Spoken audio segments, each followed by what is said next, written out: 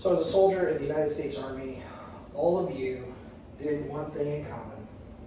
You took the oath of enlistment. And with the oath of enlistment, all of you swore up to and including your life to defend the Constitution and this country against enemies both foreign and domestic. Now we understand how that works on our side as soldiers, that there are enemies that we will be taking out. However, there is a spiritual enemy on a constant basis that is after us, no matter who we are, but especially when you come into Christ. The word says in Ephesians 6:12, we do not wrestle against flesh and blood, but against principalities, powers, and the rulers of the darkness of this world, and spiritual wickedness in high places. And Jesus goes further by saying that the thief cometh not, but for to steal and to kill and to destroy. But he has come, Jesus, that you may have life, and life more abundantly. So we know that this enemy only has one goal. And when we are soldiers in the army, one thing that we understand is anytime we're going to war, we have to understand the pattern and the path of our enemy. We have to understand their tactics and how they are going to be used against us. Well, in the kingdom, that can correlate. We understand that our enemy only wants to steal, to kill, and to destroy. And one way that that happens, especially in the military, is through suicide. We are losing soldiers, we are losing airmen, we are losing sailors every single year by the enemy known as suicide. And I believe suicide is nothing more than a spiritual warfare that nobody has chosen to address. So how serious is suicide in the military?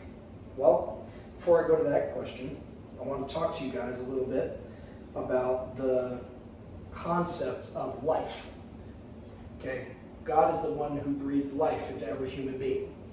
So how serious is suicide? If one person thinks about taking their life, understanding that God is the one who gives life, we have to understand the value of that. God is the one who gives it. And once again, you guys know who I am. My name is Joshua Garvey, Specialist Garvey. Been in the military now for 3 years. I've worked with every branch of service actually being in the military. I've worked with airmen, I've worked with Navy, and prior to this, I've worked in ministry. And I have seen suicide happen, both on the civilian side, and I've seen how it affects people in the military. I've seen the ailments that has led up to it. And that's why I want to address this today as a very serious issue.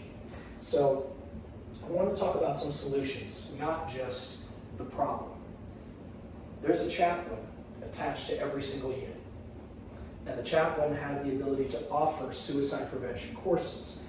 They can be mandated by command, and every one of us would be required to attend them, because the chaplain, I believe, should be one of the frontline people that everybody reaches out to whenever there's an issue such as suicide, because once again, suicide isn't just an internal emotional warfare, it's a spiritual warfare. And I believe that the chaplain should be the one initially called to the front lines when somebody is dealing with that, because that chaplain has an open door and has wisdom and has knowledge to be able to address those issues within the soldier.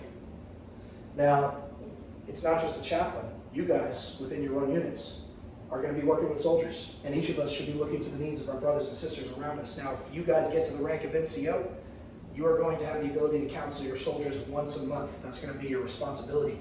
In doing that, you're going to be able to see what your soldiers are going through. You're going to see the issues going on in their life, and you get to give them positive and constructive feedback, right?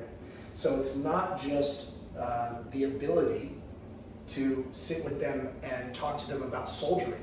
You have the ability to actually sit there and see what's going on in their life.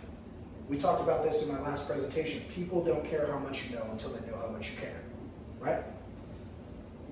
We'll talk about the seriousness and the numbers that we're seeing in suicide.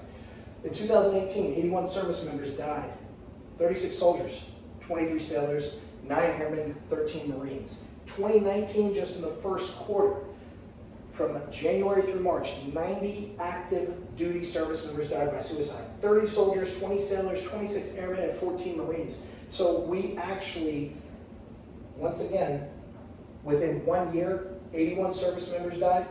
Within a quarter, 90 service members died by suicide. There's an ailment going on, and we're seeing that number grow every single year. The chaplain's role, once again, can be the front line.